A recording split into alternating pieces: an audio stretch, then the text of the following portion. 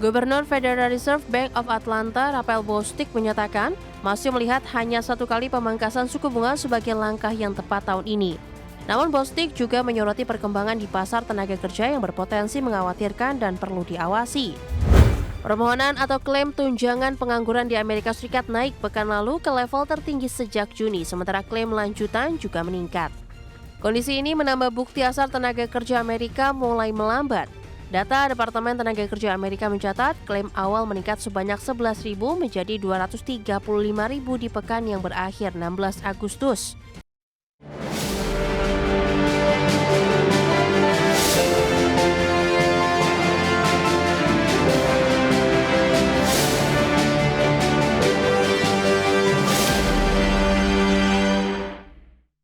Halo pemirsa, jelang libur akhir pekan indeks harga saham gabungan kembali bergerak konsolidasi setelah menyentuh level intraday di 7.900-an pemirsa.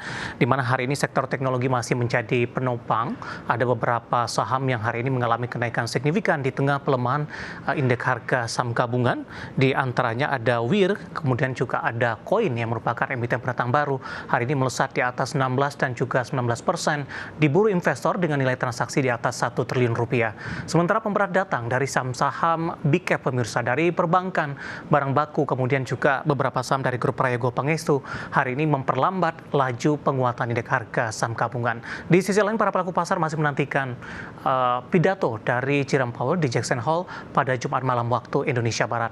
Dan seperti apa review di sepanjang perdagangan hari ini, proyeksi untuk perdagangan minggu depan, jangka menengah dan juga untuk jangka panjang, kembali bersama saya David San Oval. Kita jelang IDX sukses closing selengkapnya.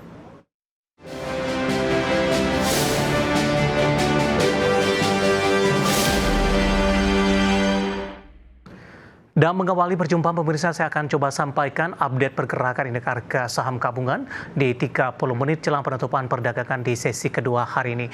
Di mana indeks harga saham gabungan masih bergerak konsolidasi dengan mengalami penguatan tipis dan berbalik arah dengan posisi pelemahan tipis pemirsa. Di mana posisi saat ini indeks harga saham gabungan bergerak di zona merah melemah di 0,12% di 7.882,698. Di mana secara intraday di sepanjang perdagangan hari ini dibuka di zona hijau pada pagi tadi di level 7.910,099. Bahkan beberapa menit pasca pembukaan, penguatan signifikan kembali terjadi untuk indeks harga saham gabungan sehingga menembus ke level di atas 7.900-an dengan intraday tertinggi hari ini di 7.913,387. Namun level ini lagi-lagi tidak mampu dipertahankan.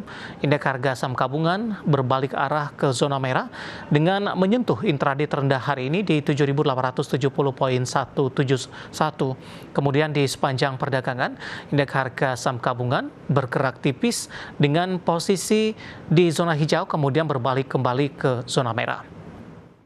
Saham-saham yang hari ini menjadi penopang terlebih dahulu yang masih bertahan di zona hijau. Dari teknologi ada WIRG hari ini melesat di 15,03%, penguatannya sudah mulai terbatas karena intraday hari ini sempat ke 242, saat ini di Rp222 per saham. Emiten pendatang baru ada Koin, hari ini masih mempertahankan penguatannya di 19,28% di 1.825, transaksi kedua saham ini di atas 1 triliun rupiah. Astra Internasional ikut menjadi penopang pemirsa. Hari ini berbalik menguat di sekitar 1,78% ataupun 2,2% di Rp5.750 per saham. Kemudian CDIA hari ini juga ikut menjadi penopang, menguat di 1,72% di Rp1.480 per saham. Sesi pertama sempat mengalami koreksi yang cukup dalam. Dari teknologi lainnya pemirsa ada MTech melesat di 13,33% di Rp1.190 per sahamnya. Kemudian juga ada Brand, hari ini juga ikut menjadi penopang, berbalik menguat di 1,78% di Rp8.575 per sahamnya. Sementara pemberat datang dari saham big cap lainnya, ada Aman, tertekan di 0,57% di 8.650, BBCA juga melemah di 0,88% di 8.475.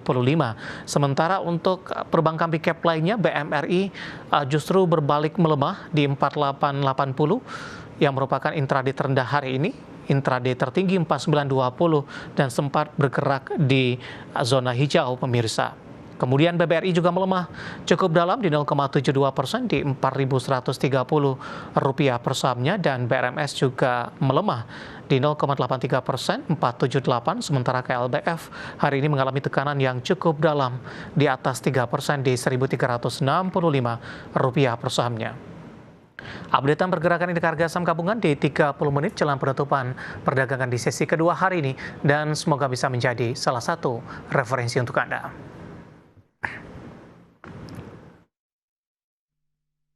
Dan selanjutnya mari kita coba simak beberapa sentimen yang berkembang yang berhasil dihimpun oleh tim redaksi kami dan diproyeksikan akan mempengaruhi pergerakan indeks harga saham gabungan. Dan untuk kali ini tampaknya didominasi oleh sentimen internasional dan informasinya apa saja. Mari kita simak tayangan berikut ini. Gubernur Federal Reserve Bank of Atlanta, Raphael Bostic, menyatakan masih melihat hanya satu kali pemangkasan suku bunga sebagai langkah yang tepat tahun ini. Namun Bostic juga menyoroti perkembangan di pasar tenaga kerja yang berpotensi mengkhawatirkan dan perlu diawasi. Bostic menekankan lebih memilih The Fed mengambil langkah konsisten dalam kebijakan suku bunga daripada pemangkas lalu kemudian harus menaikkan kembali. Diketahui Bostic tahun ini tidak memiliki hak suara dalam komite penetapan suku bunga The Fed.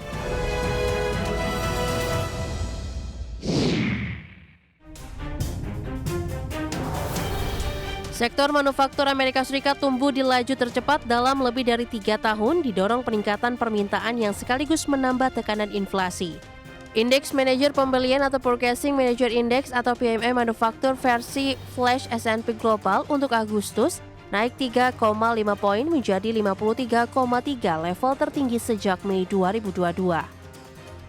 Kenaikan indikator manufaktur ini ikut mendorong PMI Composite yang juga mencakup sektor jasa ke posisi tertinggi sepanjang tahun ini. Indikator output pabrik ke level tertinggi sejak pertengahan 2022, sementara pesanan baru juga naik ke level tertinggi sejak Februari 2024.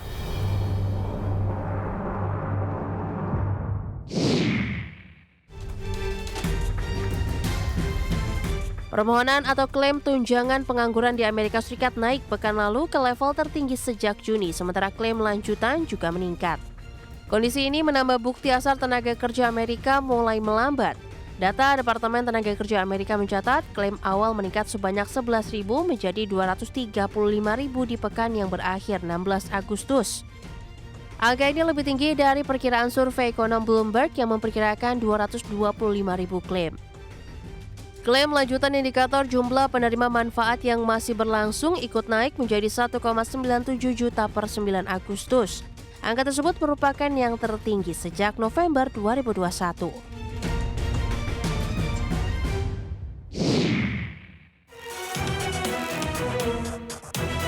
Dari Asia, laju inflasi konsumen Jepang masih berada jauh di atas target Bank Sentral Jepang atau Bank of Japan atau BOJ.